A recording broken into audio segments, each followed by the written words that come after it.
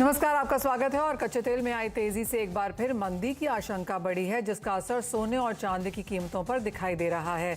MCX पर सोने ने ऑल टाइम हाईज बनाया, वहीं कॉमेक्स पर भाव एक साल की ऊंचाई पर पहुंचे हैं। एमसीएक्स पर चांदी भी 75,000 के पार निकल गई है। ऐसे में क्या जल्दी ही सोना 65 सर छुएगा और 2023 में कैसी रह सकती है चाल? इस पर बात करने के लिए हमारे साथ हैं एक्सिस सिक्योरिटीज के प्रीतम पटनायक, पैराडाइम कमोडिटीज के बीरेन वकील and Augmont gold for all की हेड रिसर्च निशा चनानी। आप सभी का कार्यक्रम में स्वागत है। प्राइस व्यू सबसे पहले आपसे लेना चाहेंगे। और प्रीतम, कैसे देखते हैं आप ये current prices? All time highs बन चुके हैं। फर्स्ट क्वार्टर इस साल का काफी बेहतरीन रहा। नए महीने नए क्वार्टर में किस तरह की मूवमेंट बनता हुआ देखेंगे? आई थिंक बहुत दिनों के बाद चित भी मेरी पट भी मेरी वाला सिचुएशन आ चुका है गोल्ड के लिए। कहीं तो सेफ हेवन डिमांड ड्राइव कर रहा है, नहीं तो कहीं पे कहीं ना कहीं फेड का इंटरेस्ट रेट कट्स के बारे में जो डिस्कशन है, कट्स तो खैर दूर की बात है, पॉज होने की बात हो रही है। दोनों ही चीज गोल्ड के लिए बहुत ही बेनिफिशियरी हो रहा है। मैं एक ही चीज बोल रहा हूँ इसमें मनीषा की, देखिए जो भी रिसेशनरी ट्रेंड सेट इन होगा, रिसेशनरी ट्रेंड भी नहीं हो तो यदि slow down, economic slow down हो, वहां पे कहीं ना कहीं importance of safe haven appeal of gold आ ही जाए और वो गोल्ड प्राइसेस को बहुत ही अट्रैक्टिव करके रहने वाले हैं। देखिए दो मेजर न्यूज थे गोल्ड के लिए। वन, कि इंटरेस्ट रेट हाइक कहां तक चलेगा और कब तक चलेगा, वो तो कहीं ना कहीं एक लेवल पे आ ही चुका है जहां पे मुझे लग रहा है अभी थोड़ा थम जाएगा एंड थोड़े दिनों के बाद शायद से वापस उसको काटना भी शुरू करे। बट जो दूसरा इंपॉर्टेंट स्टोरी अभी प्ले आउट कर रहा है, जो गोल्ड को नेक्स्ट लेवल पे पुश करके लेके जाएगा, वो है सेफ हेवन डिमांड। हम लोगों ने देखा है कि लार्ज इकोनॉमिक डेटा अभी थोड़ा थोड़ा इंपैक्टेड होना शुरू हो गया है। जॉब्स डेटा हो या इकोनॉमिक एक्टिविटी डेटा हो, बोथ इन यूरोप हो, यूएस हो या चाइना हो, हर एक जगह से सॉफ्टनिंग की आवाज आ रही है और वो कहीं ना कहीं बेनिफिट करेगा गोल्ड सिल्वर को from a safe haven perspective.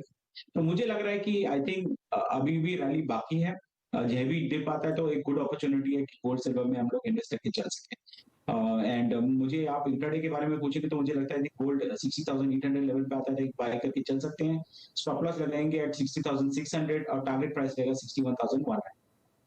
Alright, यानी कि डिप्स पे खरीदारी की राय अभी भी बरकरार है यहाँ पर सोने के लिए। बीरेन जी, आप कैसे देखते हैं सोने के प्राइसेस? इंट्राडे की बात करें और इस साल के टारगेट्स की बात करें तो दोनों ही नंबर्स क्या होंगे? इंट्राडे तो थोड़ा ओवरबोट दिख रहा है, तो आज कॉल नहीं है मेरे पास। थोड़ा ब्रॉडर टर्म में देखे तो जो नया ट्रबल सेंटर है, शायद कुछ कैनेडियन बैंक्स शॉर्ट सेलर की नजर में आए हैं। का भी एक रिटेल जो बड़ा बैंक है, वो भी ऑलमोस्ट $48 बिलियन उसका मार्केट कैप डाउन हुआ। स्विस बैंकिंग और इसके पहले 3 रीजनल बैंक्स के हम प्रेशर देख चुके हैं। कल जेपी मॉर्गन के सीईओ जेमी डिमन का जो स्टेटमेंट आया कि अमेरिकन बैंकिंग क्राइसिस की असर सालों तक चलेगी, तो ये थोड़ा अजीब स्टेटमेंट है। मीन्स के जो क्राइसिस अभी तक हमने नहीं देखी वो डिमैन साहब ने देख लिया है, तो मैं थोड़ा उस बात से सरप्राइज हूँ। बट जिस हिसाब से बिटकॉइन 28,000 को होल्ड कर रहा है, और भी जो रिस्क ऑन एसेट है वो भी काफी मजबूत है। Silver is specially doing splendid run. तो ऐसा लग रहा है कि जब तक ये पैनिक कहीं ना कहीं मोड़ पे जो आ रहा है, चाहे जियोपॉलिटिक्स हो या मॉनेटरी फ्रंट पे हो, और शायद मार्केट ऐसा भी मान रहा है कि मार्केट ने बहुत कॉन्फिडेंट तौर पे मान लिया है कि एटलीस्ट 50 या 70 बेसिस पॉइंट 2-3 रेट कट शायद इस साल में आएंगे। गोल्ड शायद ये डिस्काउंट कर रहा है गोइंग फॉरवर्ड मॉनेटरी ईजिंग और लिक्विडिटी सपोर्ट। ये देखते हुए ऐसा लग रहा है कहीं 63, 63, 64 और कॉमेक्स टर्म में हम कहीं 2150 समथिंग के प्राइस अगले 3-4 महीने में देखेंगे। राइट, यानी कि अगले 3-4 महीने यहाँ पर काफी बुलिश रह सकते हैं सोने के लिए। आज के लिए ऑफ कोर्स हम ओवरबॉट हैं, और क्यों ना हो, क्योंकि पिछले 24 घंटे में हम करीबन $40 से $50 की तेजी ऑलरेडी सोने में दर्ज कर चुके हैं। चांदी 5% बढ़ चुकी है और आज भी यहाँ पर सपोर्ट के साथ कारोबार है। रनिशा, आप कैसे देखती हैं? क्योंकि एक बड़ा जो डिस्कशन अब बाजार में है, और जैसे बीरेन जी और प्रीतम ने कहा ही कि डॉलर इंडेक्स में गिरावट है, रेट आगे यहाँ पर बढ़ते हुए ना नजर आए, ये सब चीजें flight to safety, flight to inflation हम ऑलरेडी यहाँ पर सोने में आता हुआ देख चुके हैं। बड़ी हेडलाइन ये भी है कि काफ़ी सारी कंट्रीज अब ये बात कर रहे हैं कि वो अपनी रीजनल करेंसीज में कारोबार करेंगी, डॉलर में नहीं, जो कि as of now 80 to 90% of all forex trades in the world है। ऑफ कोर्स शायद वो टाइम बहुत दूर है, लेकिन एक चर्चा 2 साल पहले ही शुरू हो चुकी थी और अब यहाँ पर इसमें हमने जोर पकड़ता हुआ देखा भी है, चाहे वो रशिया है, ब्राजील है, चाइना है, अब इस तरफ पुश और करते हुए नजर आए हैं। कितना फायदा आपको सोने में उस तरह से भी आता हुआ नजर आता है? जी मनीषा, आपने जो बात कही कि जो सेंट्रल बैंक्स है डॉलर से अपने रिजर्व्स में दूसरे एसेट क्लासेस को डाल रही हैं, जो जिसे कहा जाता है डी डॉलराइजेशन हो रहा है। एंड हम देख रहे हैं कि सारे की सारी सेंट्रल बैंक्स इसी रुख में है। ओवरऑल जो सेंट्रल बैंक्स का रिजर्व्स होता है उसमें आप देखेंगे तो 60% अभी डॉलर है, 20% यूरो है, 15% दूसरी करेंसीज है एंड 4 to 5% सिर्फ गोल्ड है। तो ये सारी की सारी कंट्रीज जो हैं ये चाहती हैं कि जिस तरह डॉलर की वैल्यू कम हो रही है वो उसमें डाइवर्सिफाई करें अपने पोर्टफोलियो को, अपनी बैलेंस शीट को एंड गोल्ड का जो है वो रिजर्व बढ़ाए। तो इसी वजह से हम देख रहे हैं काफी अच्छी सेंट्रल बाइंग भी हो रही है। और कल जिस तरह से ब्लूमबर्ग की ये रिपोर्ट आई थी कि रशिया में पहली बार ऐसा हुआ है लास्ट मंथ कि चाइनीज युआन की जो ट्रेडिंग वॉल्यूम्स हैं वो ज्यादा हुए हैं यूएस डॉलर के मुकाबले। तो ये दर्शाता है कि Russia is one of the most frontier country जो ये डी डॉलराइजेशन की तरफ जा रही है। और हम लगातार देख रहे हैं रशिया से, चाइना से काफी गोल्ड की बाइंग हो रही है। ये हुआ एक फैक्टर जो गोल्ड की प्राइसेस को काफी सपोर्ट कर रहा है। दूसरा फैक्टर जो सबसे ज्यादा सपोर्ट कर रहा है गोल्ड की प्राइसेस को वो है कि पिछले 14 सालों के बाद जो यूएस में इंटरेस्ट रेट्स बढ़े हैं, पिछले एक साल में 500 बेसिस पॉइंट्स जो इंटरेस्ट रेट्स बढ़े हैं वो काफी अहमियत रखते हैं ओवरऑल इकोनॉमी पे। एंड इसकी वजह से काफी कॉन्ट्रैक्शन आ सकता है, कुछ ना कुछ कैजुअलिटी आ सकती है, ये मार्केट का कहना है और ये सब एक्सपेक्ट कर रहे हैं। क्योंकि पिछले 40-50 सालों में हम देखेंगे जब भी इंटरेस्ट रेट्स बढ़े हैं या मॉनेटरी टाइटनिंग हुई है, हर बार कुछ ना कुछ क्राइसिस आते हैं और रिसेशन आता है। तो इस साल भी एक्सपेक्टेड है कि जिस तरह बैंकिंग क्राइसिस स्टार्ट हुए हैं, this will and up in recession. And इस साल के रिसेशन के जो कंसर्न्स हैं वो बढ़ते ही जा रहे हैं। एंड गोल्ड हमेशा से रिसेशन के जब शुरू होता है उसके पहले बहुत अच्छा परफॉर्म करता है। तो मुझे भी लगता है अभी गोल्ड में ये अप ट्रेंड कंटिन्यू रहेगा। आई थिंक अभी भी टॉप आउट नहीं हुआ है, अभी भी ये बुल ट्रेंड कंटिन्यू रह सकता है। राइट जी हाँ, काफी सारे फैक्टर्स फंडामेंटल्स हैं जिनका सहारा सोना यहाँ पर लेता हुआ नजर आएगा। ईटीएफ्स की अगर बात करें तो 10 महीने की आउटफ्लोज के बाद नेट इनफ्लोज हमने मार्च के महीने में आते हुए देखी हैं बीरेन जी। और अगर सीएफटीसी का डेटा उठा के देखें तो नेट लॉन्ग्स यहाँ पर सोने और चांदी दोनों में क्रिएट होते हुए नजर आए हैं। शॉर्ट्स काफी गिरे हैं, लॉन्ग्स काफी बढ़े हैं, तो क्लियरली काफी तवज्जो सभी सेक्टर्स से हम यहाँ पर बाइंग की तरफ आता हुआ देख रहे हैं। अगर नेट लॉन्ग्स देखें गोल्ड में तो 90,000 कॉन्ट्रैक्ट्स फिलहाल यहाँ पर देखने को मिल रहे हैं। कितनी अपसाइड आप देखेंगे सोने में, जैसे आपने कहा, और आपने कहा कि चांदी में आपको और भी ज्यादा अपसाइड नजर आती है? अगर डॉलर के टर्म में देखेंगे तो गोल्ड ब्रॉडर फॉर्म में अभी भी फ्लैट मार्केट है, बट नॉन डॉलर एसेट्स में देखेंगे जैसे तुर्की लिरा में ये काफी बढ़ चुका है, ऑलमोस्ट 70% अप है एक साल में। इसी तरह ये यूरो में, पाउंड में भी मजबूत है, इंडियन टर्म्स में भी काफी मजबूत है। तो मैं ऐसा देख रहा हूँ कि नॉन डॉलर फॉर्म में गोल्ड काफी आउट परफॉर्म करेगा। और जहां तक सिल्वर का सवाल है तो ये अपनी जो पिछली हाई थी $30 और उसके पहले 2011 में $48 की आई थी, उसे अभी भी नियरली 30-40% डाउन है। तो अगला जो रनअप है वो गोल्ड की तुलना में सिल्वर में थोड़ा ज्यादा रहना चाहिए। और दूसरा के स्विस बैंक में जो रिसेंटली हिकअप हुआ, जो मेल्टडाउन, तो जो महाजनों का महाजन, आम भाषा में हम कहेंगे, महाजनों का महाजन अगर सलामत नहीं है तो हम पैसा कहाँ रखेंगे। तो उसको देखते हुए भी टेंजिबल एसेट्स में सिल्वर थोड़ी बेटर ऑफ दिख रही है। ऑलराइट, तो सिल्वर में आप किस तरह के अप ट्रेंड्स बनता हुआ देख रहे हैं बीरेन जी? यहाँ पे क्या टारगेट्स हैं? 2440 क्रॉस हुआ है 24.40, तो मेरे हिसाब से अब 2660 तक इमीडिएट हम देखेंगे। जब तक ये 2178 होल्ड करती है तब तक इंटरमीडिएट ट्रेंड इसका बुलिश है। ऑलराइट, प्रीतम आप चांदी कैसे देखते हैं और आपके यहाँ पर टारगेट्स क्या हैं नियर टर्म ईयर एंड तक? ईयर एंड तक मुझे लगता है Manisha that will see 80,000 rupees. ये थोड़ा सा एग्रेसिव टारगेट है, बट मुझे लग रहा है कि बहुत ही अचीवेबल टारगेट है। जैसे वीरेंद्र जी ने भी बोला था कि कहीं ना कहीं ये कैचअप स्टोरी है, क्योंकि गोल्ड रैली कर चुकी है, सिल्वर में बाकी पोटेंशियल है। और psychologically from technical perspective also कहीं ना कहीं रेजिस्टेंस लेवल आ रहा है, बट सिल्वर के हेडरूम बहुत ज्यादा है compare to gold from that perspective. रही बात नया टर्म्स में, मुझे लगता है कि सिल्वर यदि आज के दिन पे 74,300 लेवल पे आता है आफ्टर द डेटा या उसके आसपास, वहां पे एक बार बाय करके चल सकते हैं। स्टॉप लॉस लगाएंगे 73,800 का, और टारगेट प्राइस रहेगा 75,500। ओके निशा, आप कैसे देखती हैं चांदी और किस तरह की बाइंग फिर आते हुए देखी है हमने इंडियन मार्केट्स में? अगर पिछले एक हफ्ते 10 दिन की बात की जाए, जब चांदी और सोना लगातार यहाँ पर तेजी पकड़ रहे हैं, हमने ज्वेलर्स से बात करी है, ऑन ग्राउंड में तो मानना यह है कि खरीदारी अपने नॉर्मल से करीबन 70 से 80% तक गिर चुकी है। लेकिन जहां तक डिजिटल गोल्ड की बाइंग है, क्योंकि ये स्मॉलर टिकट साइज में भी की जा सकती है, यहाँ पर क्या व्यू है? हमने देखा है कि जैन टू मार्च जो रहता है, थोड़ा बहुत हम देखते हैं कि वॉल्यूम्स कम होते हैं, गोल्ड एंड सिल्वर में थोड़ी बाइंग कम रहती है, but start of April month थोड़ी बहुत बाइंग पिकअप हुई है। एंड आप देखेंगे कि अक्षय तृतीया के आने से पहले काफी ऑफर्स आते हैं कि जैसे गोल्ड पे सिल्वर फ्री, या फिर कुछ ना कुछ token amount of gold free मिलता है गोल्ड की बाइंग पे। तो ऐसे सब ऑफर्स की वजह से कंज्यूमर्स का इंटरेस्ट बढ़ता है। बट जिस तरह प्राइजेस ने एक अप ट्रेंड दिखाया है with the start of last 10-15 days, थोड़ी बहुत लोग वेट कर रहे हैं प्राइजेस को स्टेबल होने में।